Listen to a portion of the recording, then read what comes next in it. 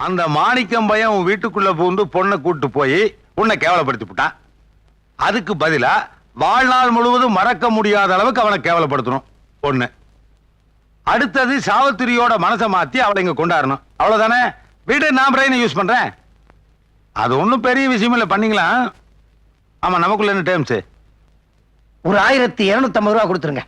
நான் வர்றப்பா. யோ டேய், பின்னணியா பிச்சைக்காரனுக்கு போற மாதிரி 1200 300 நான் ஆளை வெட்டினாவே 500 ரூபா தானே கொடுப்பாங்க. 1250 ரூபா பத்தாதோ? ஆனா உனக்கு பிசிக்கல் ஒர்க், ஏன் எனக்கு பிரெயின் ஒர்க்ல? ஏங்க மேஸ்திரிக்கு சம்பளம் ஜாஸ்தியா, சித்தாவுக்கு சம்பளம் ஜாஸ்தியா? என்ன எதிர்பார்க்கிற? சாவித்திரிக்கு பல லட்சக்கணக்கில் சொத்து தேர்வுன்னு சொன்னீங்களே, அதை நான் தானே கரெக்ட் பண்ணி தரணும். 25% கொடுங்க. ரூபாய்க்கு 4 நாள் வேலையை முடி. 2 நாள் ஐடியாவோட வர்றேன். ஒரு சிகரெட் இருந்தா கொடுங்க. யோ இல்லைன்னு சொல்லுங்க. அதுக்காக முறைக்கிறீங்க. வெட்டி பந்தாவை கொண்டு குறைச்சிருக்கு.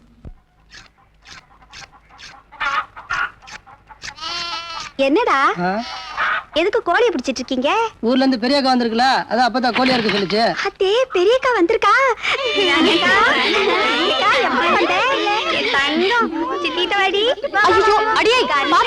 அடியே ஆளாளுக்கு கொஞ்சம் சொல்லி பிள்ளைய பிச்சு எடுத்துறாதீங்கடி, விடுங்கடி. அச்சோ குட்டி பையா, என் தங்கு பையா. அச்சோ அம்மா பாருடா, அம்மா பாரு. குட்டி பையா, அம்மா பாரு. பவனு பச்சை உடம்புக்காரி, வெறும் வயித்தோட இருக்க கூடாது ஆத்தா, கொஞ்சம் மோராவது குடி. இல்ல அப்பத்தா, அண்ணன் வந்துட்டோம், அப்புறமா சாப்பிடுறேன். பாத்தியா அப்பத்தா, என் பிள்ளைக்கு கை காலு எல்லாம் அப்படியே எங்க மாணிக்க அண்ணன் மாதிரியே இருக்கு. தானே கோழி எடுத்தாச்சு, அந்த மசாலா அரிசி குழம்பு போய் அக்கா பசியோட வந்திருக்கும்ல. என்னடா கண்ணு கூட அப்படியே எங்க மாணிக்க அண்ணன் மாதிரிதான். என் புள்ள பெரியவனாயி நடந்து வந்தா எங்க அண்ணன் வந்த மாதிரியே இருக்கும். அக்கா குழம்பு வந்துருச்சு, வந்து ஒரு வாய் சாப்பிடுக்கா. அப்புறமா சாப்பிட்டுக்கிறேன், அண்ணன் வந்துட்டோம். ஏ ராசா, என் செல்ல குட்டி. தங்கச்சி, இந்த அண்ணன் வந்துருச்சு. அண்ணே அண்ணே அண்ணே, உங்க மருமக பேச ஆரம்பிச்சுட்டாண்ணே. முதல்ல மாமான் தான் கூப்பிட்டான். இப்ப எதுக்கு வந்தங்க? அண்ணே நீ மட்டும் தான் தங்கச்சியா? உன்ன மாதிரி எத்தனை தங்கச்சி மாருங்க இருக்கு? அவங்க எல்லாரும் கட்டி கொடுத்து கரை சேர்க்க வேண்டாம்?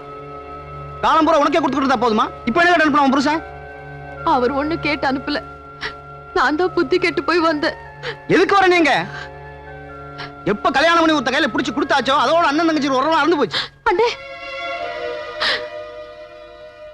பூ வைக்க சொன்ன வச்சு விட்ட, பொட்டு வைக்க சொன்ன வச்சு விட்ட. ஆனா என் நெஞ்சில நெருப்பள்ளுவேன்னு சொல்லவே இல்லையா அண்ணே? ஏன் நெருப்பள்ளி வச்சுட்ட? போதும் போதும், இப்ப என்ன வாங்கிட்டு போக வந்தியோ வாங்கிட்டு போ.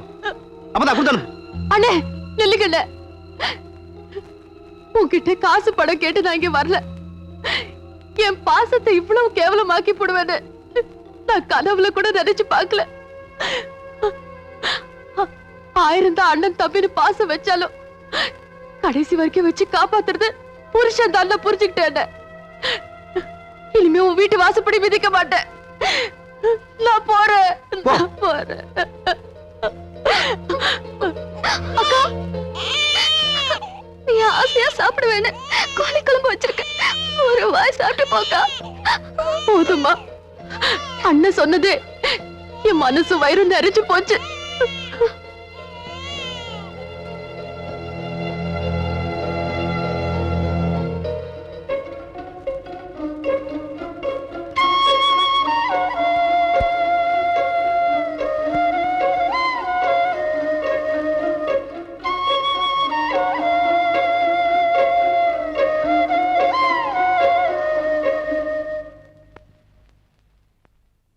எல்லாரும் வாங்க சாப்பிடலாம்.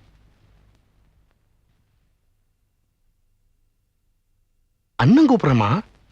இன்னும் எத்தனை நாளைக்கு இந்த உறவெல்லாம்? வீடு தேடி வந்து மூச்சுக்கு மூச்சு எங்கண்ணா துடிச்சிட்டு இருந்த அக்காவை ஒரு வாய் சாப்பிட விடாம விரட்டி அடிச்சிட்டியே. பெத்த அப்ப நானும் கேவலப்படுறது தாங்க முடியாம தானே உன்னை நம்பி வந்தோம். நீங்க எங்களை எப்படி கேவலப்படுத்துறிய?